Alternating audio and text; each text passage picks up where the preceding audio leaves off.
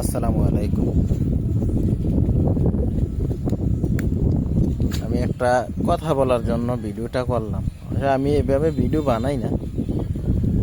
আমি একটা জিনিস খেয়াল করলাম যে আমাদের যে যুব সমাজ আপনার অনলাইন জুয়াতে আসক্ত হয়ে পড়তেছে। আপনার হোক সে ছাত্র, হোক সে আপনার কর্মজীবী,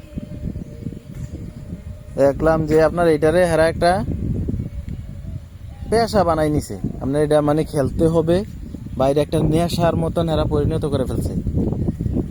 প্রায় ছেলেরাই আপনার হয়তো ফ্যামিলির থেকে টাকা আনে বা অনেকে কাজ করে এই জুয়া খেলতেছে। এই টাকাগুলো আপনার এরা মোবাইলে করে টাকাগুলো আপনার জুয়া খেলতেছে। আমি প্রত্যেক অভিভাবককে অনুরোধ জানাচ্ছি যে ওনারা যে ওনাদের সন্তানকে অ্যান্ড্রয়েড মোবাইল কিনে দিয়েছে, ওনারা একটু যে করে তদারকি করে যে ওনার সন্তান কি করতেছে বা টাকা নিচ্ছে কি বা কি কিসের জন্য খরচ করতেছে, বা ফ্যামিলিতে একটু চাপ রাখবেন বা এগুলো একটু খোঁজ নেবেন যে আমার সন্তান আসলে কি করে, আমার সন্তান আসলে টাকা যে নেয় কি এটা কি কাজের জন্য নেয় বা দিতেছি খরচটা কি জন্য করে, এগুলা দেখবেন। বা মোবাইল একটু চেক করবেন। আপনার সন্তান আপনি মোবাইল চেক করতেই পারেন। আপনি চেক করবেন যে হ্যাঁ অনলাইন জুয়ার কি আসক্ত আছে কি না। এটা আমি সকল অভিভাবককে একটু